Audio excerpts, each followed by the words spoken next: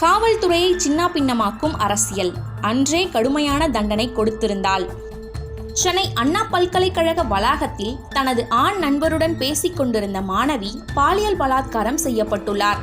பெண்கள் பாலியல் பலாத்காரம் என்ற செய்திகள் தமிழ்நாட்டில் வழக்கமாகிவிட்டது. குற்றவாளியை கைதான பிறகு அவ்வளவுதான், நடவடிக்கை எடுத்துவிட்டோம் என மக்களை திமுக நம்ப வைத்து விடுகிறது. ஆனால் இந்த சம்பவம் நடைபெற்ற விதம் தமிழ்நாடு எந்த அளவுக்கு ஆபத்தை நோக்கி சென்று கொண்டிருக்கிறது என்பதை காட்டுகிறது. தமிழ்நாட்டில் காவல்துறையின் பலத்த பாதுகாப்பு இருக்கக்கூடிய இடம் சென்னை. அப்படிப்பட்ட சென்னையில் காவல்துறையின் தீவிர கண்காணிப்பில் இருக்கக்கூடிய மத்திய மாநில அரசு கல்வி நிறுவனங்கள் உள்ள கிண்டியில் இந்த சம்பவம் நடைபெற்றுள்ளது. இது காவல்துறையின் கோட்டைக்குள் எவ்வளவு பெரிய ஓட்டை உள்ளது என்பதை வெளிச்சம் போட்டு காட்டுகிறது. இரண்டாவது விஷயம், அண்ணா பல்கலைக்கழகத்தில் வைக்கப்பட்டுள்ள சிசிடிவி கேமராக்கள் எதுவும் இயங்கவில்லை என்பதுதான்.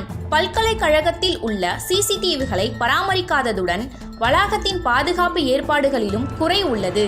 இந்த பலாத்கார சம்பவத்தின் மூலம் வெளிச்சத்துக்கு வந்துள்ளது. பாஜக மாநில தலைவர் அண்ணாமலை கைது செய்யப்பட்டுள்ள குற்றவாளி ஞானசேகரனின் புகைப்படங்கள் சிலவற்றை சமூக வலைதளத்தில் பகிர்ந்துள்ளார்.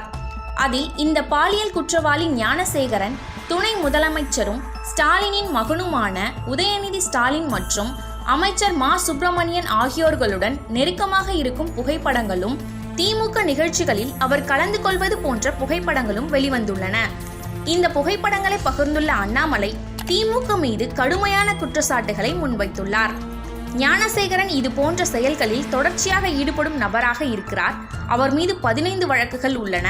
ஆனால் அவர் திமுகவில் இணைந்த பிறகு அவர் மீதான வழக்குகள் கிடப்பில் போடப்பட்டுள்ளன. 15 வழக்குகள் உள்ள ஒருவரை இத்தனை நாட்களாக எந்த நடவடிக்கையும் எடுக்காமல் விட்டு வைத்ததால் தான் இன்று ஒரு அப்பாவி மாணவிக்கு இந்த கொடூரம் நடைபெற்றிருக்கிறது என்றும் இதற்கு முழுக்க முழுக்க திமுகவே பொறுப்பு என்றும் சாடியுள்ளார். அண்மையில் சென்னை அயனாவரத்தில் இதே போன்று மனநலம் பாதிக்கப்பட்ட மாணவி ஒருவர் 10க்கும் மேற்பட்ட நபர்களால் வன்கொடுமை செய்யப்பட்டதாகவும், ஆனால் காவல்துறை அவர்கள் மீது நடவடிக்கை எதுவும் எடுக்காமல் எச்சரித்து அனுப்பியதாகவும் குற்றச்சாட்டு எழுந்தது. இது போன்ற விவகாரங்களில் காவல்துறை அப்போதே கடுமையான நடவடிக்கை எடுத்து பாலியல் குற்றவாளிகளுக்கு பயத்தை ஏற்படுத்தி இருக்க வேண்டும். அப்படி செய்திருந்தால் ஞானசேகரனை போன்றவர்கள் அப்பாவி மாணவிகளை பலாத்காரம் செய்திருக்க மாட்டார்கள் என்கிற விமர்சனம் உள்ளது. பாஜக மாநில தலைவர் அண்ணாமலை கூறுவது போல தமிழ்நாடு காவல்துறையை அரசியல் ஆட்டி படைத்து வருகிறது. அதிலிருந்து அரசியலை வெளியில் எடுத்தால் மட்டும்தான் தமிழ்நாடும் சரியாகும், மக்களும் நிம்மதியாக வாழ முடியும்.